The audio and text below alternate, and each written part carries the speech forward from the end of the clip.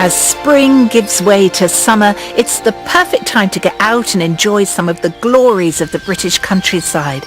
And what better place to visit than this jewel in the county of Cumbria, the Lake District National Park. I'm here to explore how a tiny island inspired a Victorian clergyman to become one of the founders of the National Trust.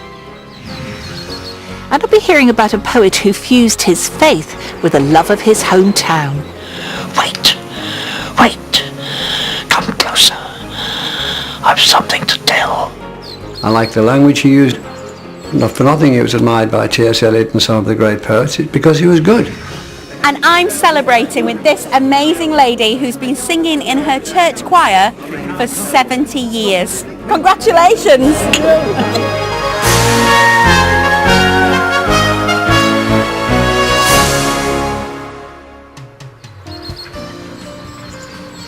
As ever, we have wonderful hymns from around the country, but as I'm here in the Lake District, which has always been so popular with walkers, let's start with a hymn that asks that we should see where Christ is leading so that we can follow in his footsteps.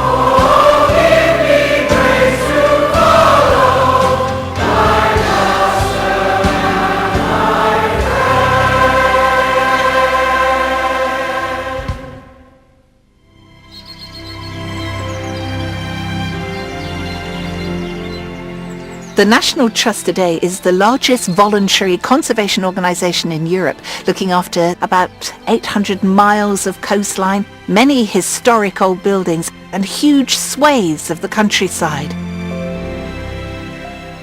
And its story may never have begun if it weren't for a little island in the middle of Grasmere Lake. So why is this island so important? Oh, I'm dying to tell you, Pam. This little island, coming up for sale in 1893, sparked a whole series of events. So 4 acres in the middle of Grasmere, coming up for sale, private auction, which duly sold into private ownership. It's had an impact on a man called Canon Hardwick Rawnsley, who was vicar of Crossthwaite in the North Lakes.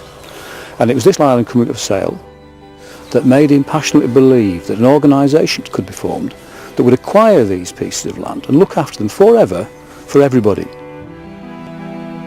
He had a strong sense of stewardship, a sense of duty, not only to preserve the natural environment for the benefit of future generations and for our forebears, but also because he loved the natural world as well, and he saw God in everything. So this was a man of vision. Where did that vision take him?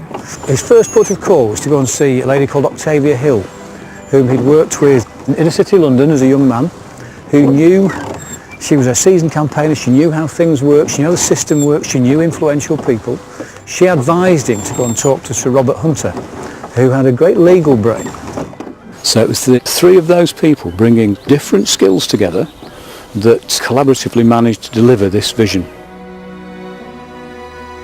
The National Trust achieved almost immediate success and just a few weeks after its foundation was given its first property, 5 acres of clifftop at Dinas Olau in Wales. The following year, in 1896, it bought its first building for £10, Alfriston Clergy House in Sussex. And in 1902, it launched its first appeal to buy Brandlhow on Derwent Water in the Lake District.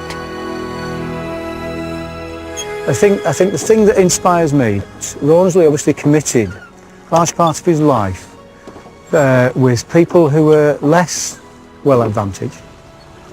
And he had this passionate belief, this really philanthropic drive that he wanted ordinary people, whatever their station in life, to have access to the good things and to access to nature and natural beauty. I think that's just such an inspirational thing.